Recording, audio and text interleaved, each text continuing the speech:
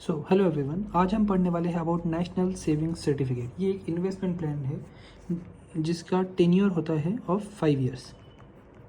इसके अलावा अगर हम बात करें कि ये अकाउंट कौन खोल सकता है, तो सिंपल है, if you are an adult और if you want to open account, if you want to open a joint account, that is जिसमें 3 अडल्ट चल सकते हैं।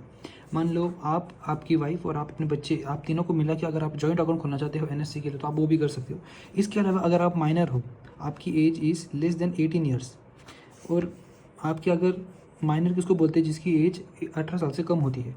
अगर आप माइनर हो लेकिन आपकी एज जो है वो 10 ईयर से ज़्यादा है, तो उस केस में आप खुद के नाम पे भी एनएससी का इन्वेस्टमेंट प्लान चूज़ कर सकते हैं। सेकंड पॉइंट है इन्वेस्टमेंट। अगर मुझे इसमें इन्वेस्टमेंट करना है तो मैं कितनी अमाउंट तक का इन्वेस्ट कर सकता हूँ। देखो, मिनिमम आपको इसके अंदर 1000 रुपये इन्वेस्ट करना पड़ेगा, और मैक्सिमम की कोई लिमिट नहीं है। आप जितना चाहो उतना इसके अंदर इन्वेस्ट कर सकते हो। Can you open more than 1 account in your name? तो आंसर है इसका यस। आप अपने नाम पे एक से ज़्यादा अकाउंट भी खोल सकते हो एनएससी का। जैसा कि मैंने आपको कहा कि इसका जो टेन्योर है वो कितना है, 5 साल का इसका टेन्योर है पूरा। तो जनरली जिस एफडी हो, रिकरिंग डिपॉजिट्स हो, इन सब स्कीम्स में आप प्री मैच्योर विड्रॉल कर सकते हो। अब प्री मैच्योर विड्रॉल मतलब क्या कि 5 साल इसके यहाँ खत्म होते हैं, तो इसके पहले आप कभी भी आके पैसा विड्रॉ कर सकते हो। कुछ केसेस में आपको पेनल्टी लगती है, कुछ केसेस में आपको इंटरेस्ट रेट कम मिलता है, लेकिन ये जो ऑप्शन है आपके पास एनएससी का, इस केस में प्री मैच्योर विड्रॉल आपको ऑप्शन मिलता ही नहीं। आप इसमें प्री मैच्योरली अपना पैसा विड्रॉ नहीं कर सकते हो।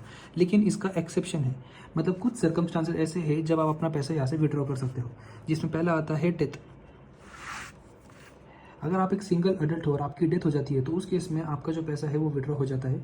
या अगर आपका जॉइंट अकाउंट है और उस केस में किसी भी अडल्ट की अगर डेथ हो जाती है, तो उस केस में भी आप अपना जो पैसा है वो विड्रॉ कर सकते हो। इसके अलावा अगर आपको कोर्ट का ऑर्डर आया है, तो उस केस में आपको विड्रॉ, आपके अकाउंट से वो पैसा विड्रॉ हो जाता है।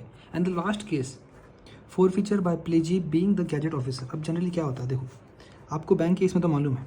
मान लो आप बैंक के पास गए, आपने बैंक के पास आपका जो गोल्ड था वो गोल्ड गिरवी रखा, और बैंक ने आपको लोन दिया, आप हो XYZ। अगर आप कभी लोन दे नहीं पाए, तो बैंक क्या करता है, आपका जो उसका सोना है वो सोना अपने कब्जे में ले लेता है। सिमिलरली अगर जो गैजेट ऑफिसर ने आपका जो ये एनएससी का अकाउंट था, इसको एज ए मॉर्गेज की तरह रखा था, और आप पैसे दे नहीं पाए, तो इसके पास ऑप्शन आता है कि आपका ये एनएससी अकाउंट, ये जो पैसा है वो विड्रॉ करके वो खुद उसको यूटिलाइज कर सकता है। सिंपल मतलब क्या है, अगर आपके पास एनएससी के अंदर आपका अकाउंट है, तो उस केस में आप उसको प्लेज करके, उसको मॉर्गेज करके आप लोन ले सकते हो बैंक के पास से। इंपॉर्टेंट पॉइंट इसके अंदर कि अगर हम इसमें पैसा अपना इन्वेस्ट करते हैं तो हमें कितना रिटर्न मिलता है। तो देखो, आपको इसमें इंटरेस्ट मिलता है 7.7%, जो कि कंपाउंड होता है एन्युअली।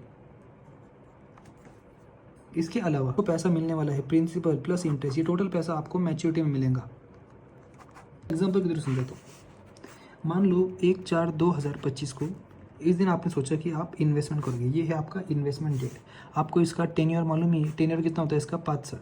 तो 1/4/2025 को अगर आपने पैसा इन्वेस्ट किया, तो ये आपका टेन्योर खत्म कब होगा, 1/4/2030। ये है आपका 5 साल का टेन्योर।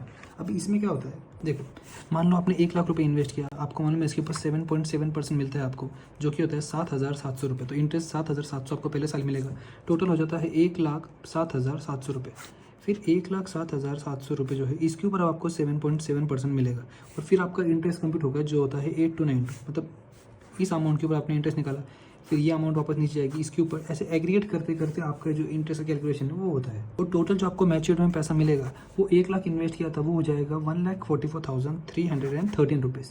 इतना पैसा आपको 1/4/2030 में पैसा मिलेगा। अब समझो, ये पैसा आपको कब मिलेगा, इसके अंदर मैच्योरिटी मिलेगा, मतलब ड्यूरिंग द ईयर आपको ये पैसा नहीं मिलता। फिर भी हम जब टैक्स के पर्पज़ की बात करें, तो ऐसा माना जाता है कि आपको ये पैसा आपको मिला है। मतलब क्या है, जब आप अपना ITR फाइल करते हो, तो आप दिखाते हो कि आपको इंटरेस्ट एक्रू हुआ है, कितने अमाउंट का, 7,700 रुपये का। ये पहले साल का आपको ऐसे दिखाना पड़ेगा, और ये पैसा कहाँ पे जाएगा, इनकम फ्रॉम जॉब का अदर सोर्सेस है, आपको ये पैसा वापस जाके दिखाना पड़ेगा। इन पैसों के ऊपर अब आपको डिडक्शन मिलता है under section number 80C। 80C के अंदर आपको मालूम है 1.5 लाख रुपये तक का डिडक्शन ले सकते हैं। तो ये आपको जो 7,700 रुपये, इसका आप deduction under section number 80C ले सकते हो।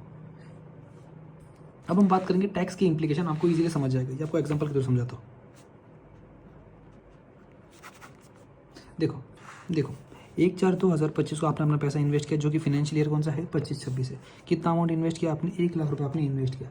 अभी ये जो आपने 1 लाख रुपये, इसके लिए आपको डायरेक्टली 80C का डिडक्शन मिल जाएगा। मतलब मान लो अगर आप बिजनेस वाले हो, तो आपका PNL अकाउंट आप बनाएगा, इसके अंदर आपका जो नेट प्रॉफिट होगा, मान लीजिए 12 लाख रुपए का है, तो इसमें से हम ATC का डिडक्शन लेंगे, इस केस में 1 लाख रुपए, और आपको 11 लाख रुपए के ऊपर टैक्स भरना पड़ेगा। ये इसका ट्रीटमेंट है इनिशियली जब आप इन्वेस्टमेंट करोगे। अब होगा क्या, ये मैं आपको इंटरेस्ट दिखाया कि आपको इंटरेस्ट किस तरह मिलेगा। तो मान लेते हैं फाइनेंशियल ईयर 26-27 में आपको 7,700 रुपये का इंटरेस्ट मिला। अभी ऐसा माना जाएगा, पहले तो आप ये इसको इनकम फ्रॉम अदर सोर्सेज में जाएगा कि आपकी इतनी कमाई हुई है, और ऐसा माना जाएगा कि ये पैसा री इन्वेस्ट किया है आपने NSC में, इसलिए आपको सेक्शन नंबर 80C के तहत 1.5 लाख रुपये का डिडक्शन मैक्स मिल सकता है। तो उसके अंदर 7,700 रुपये मिलेगा, और ये अमाउंट आपका नील हो जाएगा। तो इस तरह इंटरेस्ट के कंपोनेंट पर टैक्स लगेगा हर साल। अभी हर साल 27-28 देखेंगे तो उस पर 8,292 होगा, उसमें से वापस 8,292 अमाउंट ही माइनस होगी। इस तरह हर साल होगा, लेकिन इसमें कैच है, आपको इंटरेस्ट कितने साल मिला, 1 2 3 4 5 साल के लिए मिला, लेकिन तो पैसा 5 साल बाद मिलने वाला है। तो मतलब ये पैसा 31/3/2030 इस दिन मैच्योर होगा, और इसी दिन आपको पूरा पैसा वापस मिलने वाला है। तो ये पैसा आपका कभी री इन्वेस्ट नहीं होगा। इसलिए जब आप कैलकुलेशन करोगे तो ये 4 साल का है, ये 4 साल का पैसा आप अंडर सेक्शन नंबर 80C री इन्वेस्ट करते ऐसा दिखाया जाएगा। तो ये 4 साल का इनकम फ्रॉम अदर सोर्सेज में चला जाएगा। और लेकिन जो लास्ट साल का है, जो कि है 10014, ये अमाउंट जो है ये हम री इन्वेस्ट नहीं मानेंगे, इसको हम इनकम फ्रॉम अदर सोर्सेज में लेके जाएंगे। अब आपको क्या करना पड़ेगा, 10014 इसके ऊपर आपको टैक्स भरना पड़ेगा। बात करते हैं हम मैच्योरिटी की। आपको जब मैच्योर हो जाएगा 5 साल बाद, आपको क्या मिलता है, प्रिंसिपल अमाउंट मिलती है प्लस इंटरेस्ट की अमाउंट मिलती है।